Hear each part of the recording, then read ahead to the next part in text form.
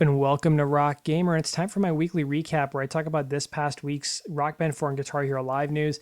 And before we start, we got to talk about the elephant in the room, guys. We got to talk about the road crew. My Twitter was exploding off the handle today, and you guys are probably wondering, did Sid make it into the road crew? And I'll tell you what, I started my day at 5:30 a.m. I had a 5-hour meeting at work this morning where I was checking my phone and my iPad excessively. And every single email notification I got, I was freaking out about. And it's funny because my wife does wedding invitations on the side.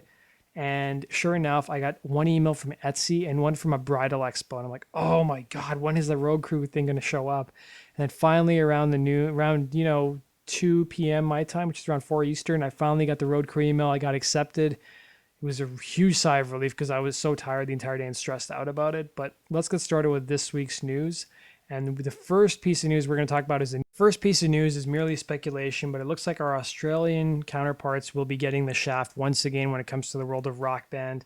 So apparently Australia's GameStop and Hifi, I guess that's another store that sells the game, will not be carrying standalone versions of the Xbox One version of the game, and they will not be carrying standalone legacy adapters either. So the only way to get Rock Band for the Xbox One, it looks like, you have to buy the band bundle or the guitar bundle, which are way overpriced compared to what we're paying in Canada and the US. This was posted by somebody on Reddit. It hasn't been confirmed, but I think the source is pretty credible. Let's go into our next piece of Rock Band 4 news. I also learned that the legacy adapter for the Xbox One is now available on Amazon. It's being sold for $25 US.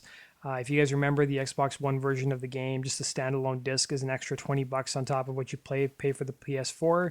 So I thought the price would be $20. I'm kind of surprised it's $5 more just for the legacy adapter, but you guys can go pre-order that now off Amazon. And Harmonix announced the final songs that will make up Rock Band 4's set list.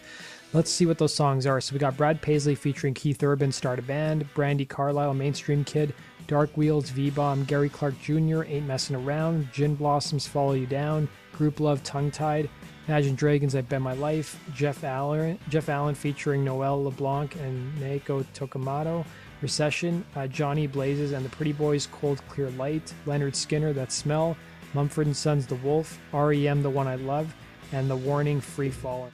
The big Guitar Hero Live news we got of the week is the Avenged Sevenfold premium show details were finally announced. Now, if you've pre-ordered the game, you'll know that you get the premium show for free. I believe it runs from October 20th to November 2nd, and then it's gone.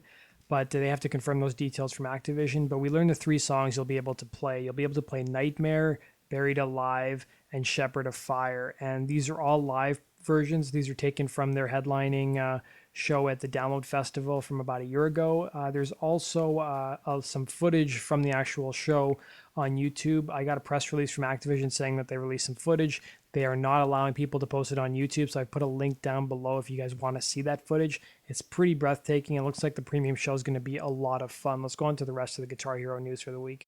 I found out earlier this week about a new song that will be on disc for Guitar Hero Live, and that is Girls Not Grey by AFI.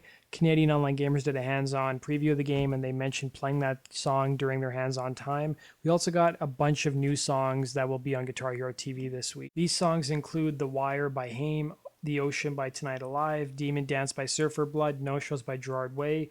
They also include the songs Ghost Walking, Let Her Go, and According to You by Orianti. And we also got confirmation from the Hero feed that the lit song My Own Worst Enemy will also be on Guitar Hero TV. And we also learned that Blondie will also have a song on Guitar Hero TV as well. We also learned this past weekend that there is apparently a closed beta that's going to be held for Guitar Hero Live. It'll only be for the US and the UK, and there was pretty limited spots. There was only 20 or 25 people, and people who got into the beta basically will get a free guitar, and then they'll also get a digital code for the game as well. But I haven't really seen anybody online who said they've got into the beta. I tried it, but I knew because I'm Canadian, I probably would not get in. But let's look at our Amazon sales rankings for this week. So Rock Band 4 had another great week on the Amazon charts. It moved up to 197th from 246th on the PS4, and it's now sitting at 130th on the Xbox One. It was 167th last week. Compared to Guitar Hero Live, which is still struggling but moved up the charts, it's 1545 on the PS4. It was 2190 last week, and on the Xbox One, it is 1162 this week. moved up from 1575 last week. And that basically does it for today's Guitar Hero Live and Rock Band 4 news. I want to thank you guys for watching the video. And if you guys want to stay up to date in the latest Rock Band 4 Guitar Hero Live and Amplitude news, be sure to click the subscribe button. Take care.